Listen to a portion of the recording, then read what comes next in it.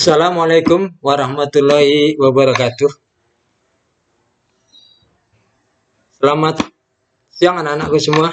Semoga anak-anak semua sehat walafiat, tidak kekurangan suatu apapun, dan bisa menjalankan aktivitas dalam kehidupan sehari-hari.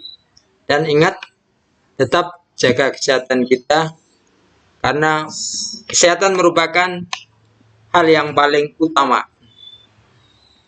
Baiklah anak-anak, sekarang ya, kita bertemu lagi dalam pembelajaran bahasa Indonesia. Kali ini Bapak akan menyampaikan tentang materi, yaitu tentang bab 4, yaitu teks buku fiksi dan buku non-fiksi. Ya, diharapkan anak-anak bisa mengikuti dengan baik. Setelah pembelajaran ini berakhir, ada pertanyaan yang harus anak-anak jawab yang sesuai dengan apa yang sudah disampaikan. Baiklah anak-anak, kita mulai pembelajaran kita, yaitu materi bab 4, teks buku fiksi dan buku non-fiksi. Yang pertama, kita awali dengan kompetensi dasar yang terdapat dalam pembelajaran buku fiksi dan non-fiksi, yaitu yang tertuang dalam titik 37, yaitu aspek pengetahuan, yaitu yang isinya menilai isi dua buku fiksi, yaitu kumpulan cerita pendek atau kumpulan puisi, dan satu buku pengayaan non-fiksi yang dibaca. Kemudian 4.7 merupakan aspek keterampilan, yaitu menyusun laporan hasil diskusi buku tentang satu topik, baik secara lisan maupun tulis. Baiklah, kita ikuti yang berikutnya. Indikator pencapaian dalam pembelajaran ini. Dalam pembelajaran ini, yaitu akan disampaikan yang pertama dari indikator pengetahuan. 1. Mengidentifikasi isi dalam buku fiksi dan non-fiksi. 2. Mengidentifikasi nilai-nilai dalam buku fiksi dan non-fiksi. 4. Mengidentifikasi kaitan nilai dalam novel dengan kehidupan. Kemudian yang terakhir, yang keempat, mengidentifikasi amanat dalam novel. Kemudian indikator yang terdapat dalam keterampilan, diharapkan dalam pembelajaran ini anak-anak memiliki keterampilan, yaitu 1. Menyusun laporan buku fiksi yang dibaca. 2. Mempresentasikan laporan yang ditulisnya di depan kelas. Maksudnya yang dituliskan di depan kelas. Kemudian yang ketiga, menanggapi laporan yang dipresentasikan.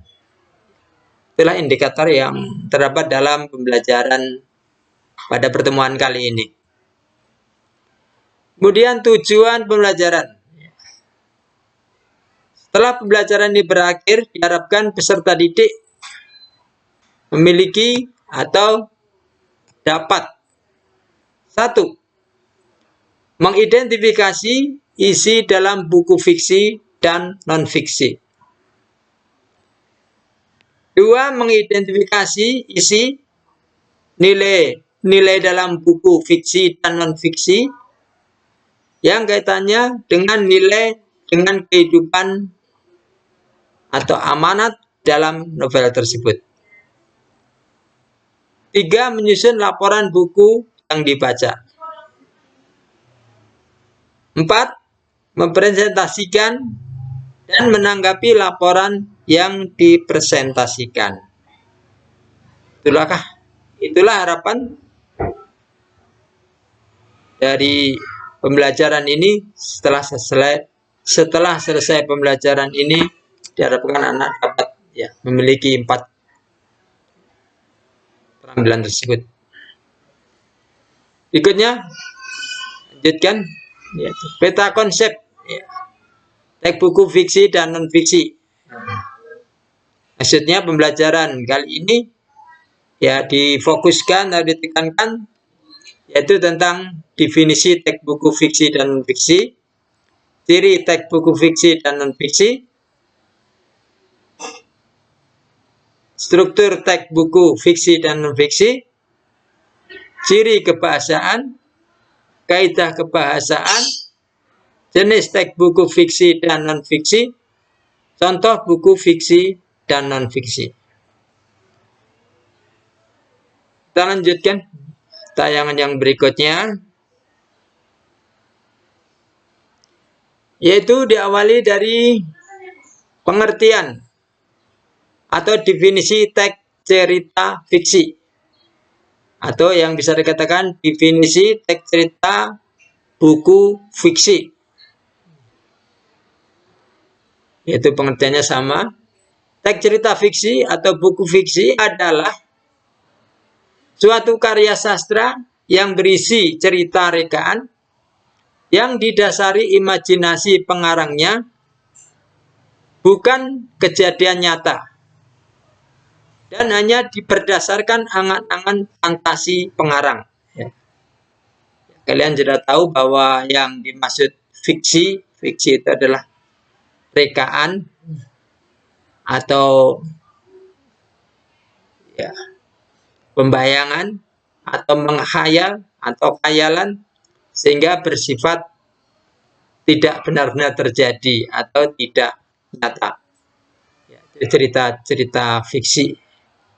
Ya, contohnya misalkan dongeng, legenda, mite, sage, atau cerita-cerita khayal yang lain. Itulah tentang definisi teks cerita fiksi. Tolong sekali lagi biar lebih jelas. Teks cerita fiksi adalah suatu karya sastra yang berisi cerita rekaan yang didasari imajinasi pengarangnya atau bukan suatu kejadian yang nyata dan hanya berdasarkan angan-angan atau fantasi pengarang. Itu cerita tapi berdasarkan angan-angan sendiri atau khayalan sendiri. Berikutnya, ciri-ciri buku fiksi. Ada beberapa ciri-ciri buku fiksi. Yang pertama adalah bersifat rekaan atau imajinasi. Itu merupakan karangan yang bersumber dari khayalan atau sesuatu yang berdasarkan pengembangan kejiwaan atau pemikiran dari pengarangnya sendiri.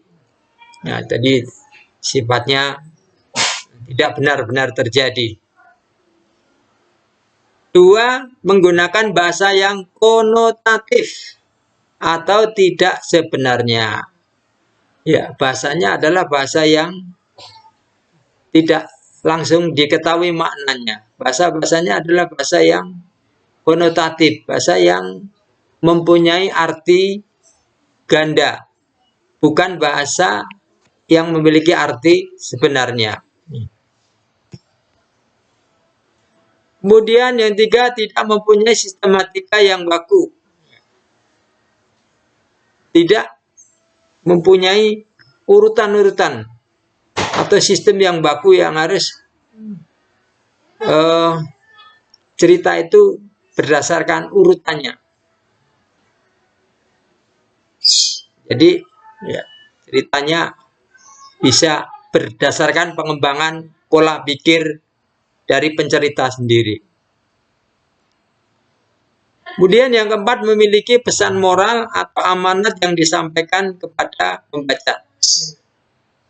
Ya, tujuan dari cerita atau buku fiksi memiliki pembelajaran, memiliki amanat, memiliki pesan yang dalam sebuah cerita tersebut.